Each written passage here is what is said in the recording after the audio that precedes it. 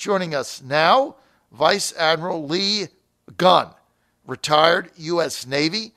He was a former Inspector General of the Navy, and he's going to be in Hampton Roads today in Southeast Virginia, and we welcome him to our show. He's part of the group called Military Advisory Board, MAB. Admiral Gunn, great to have you with us, sir. Hey, it's great to be with you, John. Thanks very much. I've been looking forward to talking with you. Well, now, what brings you down to Southeast Virginia? Well, other than my inherent attraction for Southeast Virginia, which is always there, I'm here to talk about advanced energy and about the importance to Virginia of the transition to new forms of energy and the fact that I believe Virginia can be a leader in this transition and capitalize on the opportunity it presents. And so when you say Virginia should be a leader, I mean, what exactly are you referring to? So if you could be specific. Sure. This new energy age, demand is increasing around the world. Populations are growing, but also many, many people are aspiring to the middle class who have not used as much energy before as they will in the future. And so those two factors, growth in population and the desire to move into the middle class, are increasing the demand for energy around the world. The kind of energy that's being used right now is often provided by the same people, John, who've been providing it in the past. These were nations often not having our best interests at heart.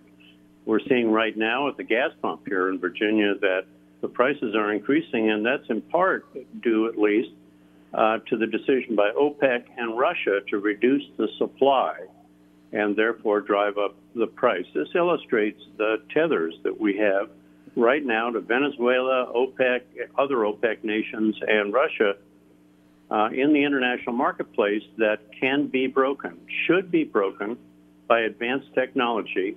And by golly, John, right here in Virginia, there's an extraordinary infusion, I think, of brain power and personal energy and technology that can be used to accelerate the transition to advanced energy. And by that, I mean renewables, of course, primarily in this area, solar and now wind, continue to capitalize on nuclear power and develop the technologies here rather than looking to China and Europe for advanced technologies that eventually will depend on. Right. So when we talk about this energy and how specifically Virginia can play a leading role, first, the President's declaration that we should allow drilling off the southeastern coast of Virginia. How do you guys stand on that, and are you in favor of it? Why or why not? Yeah, we don't take a position on the Military Advisory Board. By the way, there are 33 of us, and we're, for the most part, retired 3- and 4-star military officers representing all services. We don't take a combined position on a particular energy initiative in the fossil fuel world. We recognize that the abundance of fossil fuel, that is particularly in the form of natural gas, but also increased oil production because of the new technologies involved in horizontal drilling and hydraulic fracturing, that abundance helps us temporarily in the competition internationally for energy to provide electricity. But the thing that we advocate is getting off as quickly as possible of fossil fuels, and not only because it's economically the best thing to do more and more, but also because of the health benefits that will be realized by cleaning up the air. All right, so when you say get off of fossil fuel-based energy, Admiral Gunn, obviously you're looking towards what? You're looking towards natural gas, you're looking towards renewable sources of energy. Can you be a little more definitive with that, sir? All of that, John. We believe in all of the above approach to a transition to advanced energy. We don't believe for a moment that the use of fossil fuels is going to cease immediately around the world. We know that India, for example, whose population will exceed that of China within the next 10 years, is increasingly using coal and relying on coal. It's important, we believe, for the planet, that is, for the air we breathe and the commerce that we trade, that we transition as quickly as possible to the renewables that we talked about. That's hydro and geothermal, as well as solar and wind, those things specifically.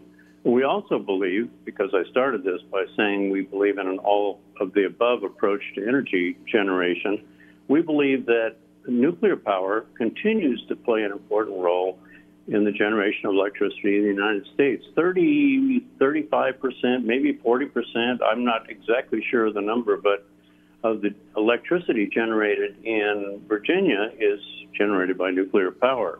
Mm-hmm. We consider all of those things to be advanced energy. Natural gas is great because it is cleaner burning than coal, because the air will be clearer, and because a natural gas electricity generation plant is more flexible. It can spin up more quickly and spin down more quickly in response to the kind of electrical supply that you get from wind and solar in particular.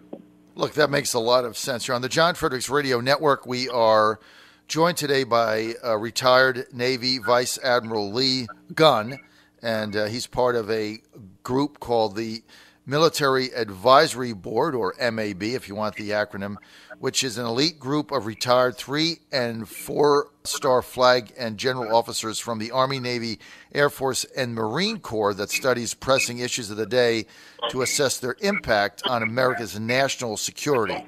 And the Admiral will be in Southeast Virginia later on. Separate topic. Let's get to this North Korean meeting. It's on, it's off, it's on, it's off. I think it's going to be on because as a White House correspondent, I just got the detail on it and the application in order to attend with the media corps there. Do you think it's going to happen? And if it does, what do you look for President Trump to actually get done? I'm not here to talk about politics, but I'd be happy to talk about this particular foreign policy issue. I think it's important that the meeting happen and that it happen on terms that the U.S. can live with. If, in fact, there is no prospect of real improvement, then I think probably the president is going to want, and he should want to not have the meeting so that it continues to be held out as a potential bargaining chip with the folks in North Korea. I hope it does happen, though, because I think that will mean that the U.S. side, the administration, has become satisfied that there's a real reason to do it in some way forward that will improve the security on the Korean Peninsula. Well, look, the idea of getting a completely nuclear-free Korean Peninsula sounds really great. But when you look at China's involvement, Admiral, I mean, you know as well as I do, the Chinese don't want anything to do with getting rid of North Korea's nuclear arsenal because they utilize that as leverage against Japan, against the U.S. So you know that China's not in favor of this in any possible way. So when you look at the prospects of North Korea denuclearizing, China doesn't want them to do that, and they can't do anything without the Chinese. So it's just hard for me to envision how this would actually take place. Well, we'll see. One of the reasons that I said at the outset here, this part of the segment, that I'm not here to talk about politics is that as the vice chairman of the Military Advisory Board, and having served on the MAB in one capacity or another since 2006, I can tell you that of the 33 of us, I know the political leanings of almost no one on the Military Advisory Board. We try to abstract ourselves completely from politics when we do our work on things that are national security issues for the United States, particularly in areas like advanced energy. So I don't want to offer my opinion as a representative of the Military Advisory Board Sure, I get it. on our relationship with China. You understand that for sure, Yeah, John. no worries.